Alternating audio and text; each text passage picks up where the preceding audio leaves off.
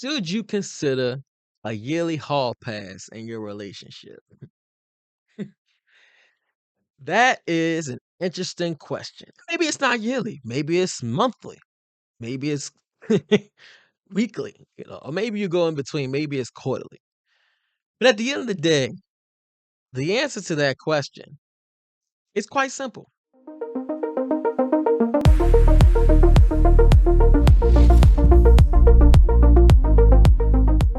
When it comes to potentially giving out that hall pass, right?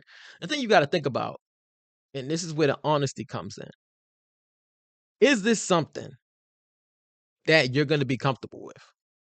And you got to take a second, when you're thinking that through, because you're talking about letting your significant other lay with somebody else. You're not there. Uh, you got to think about the fact that anything that y'all do in the bedroom is on the table for whatever your partner's doing. You got to think about how long y'all been together, and if it's really worth it to break that streak, if you want to call it that. And you really gotta think about it if that's what if that's what you want. Like, is your initial thought that you're okay with it? Is it that, like, "Hell no, I would never," when you go to bed, sleep on it, and wake up, like, what are you thinking? Is there something in you that's like, "You know what? It's not that big of a deal, it's cool," or is there something in you that's like, "Nah, I can't really get with that." Trust your gut, because at the end of the day, if you give a hall pass out, and this could be a lot of times we probably think of the woman giving the hall pass to the guy, but no, it can go both ways. The guy giving the hall pass to the woman or vice versa. At the end of the day, you can't take this crap back.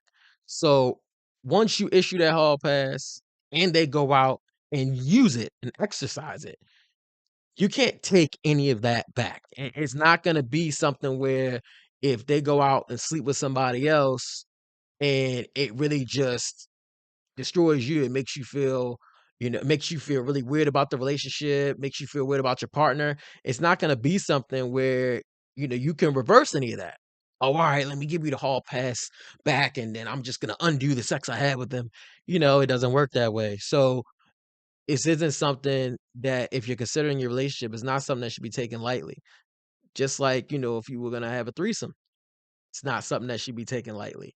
I would say that considering a hall pass and considering a threesome are really, one and the same in the sense that you're inviting somebody else into your relationship. The difference is that when you're looking at a threesome, the threesome, you all are present, and you're kind of sharing in that moment. Whereas with the hall pass, you're allowing someone to insert themselves in your relationship in a way that kinda leaves you in the dark, so to speak, because it's now they've kinda broken the sanctity, of which of what y'all have, right?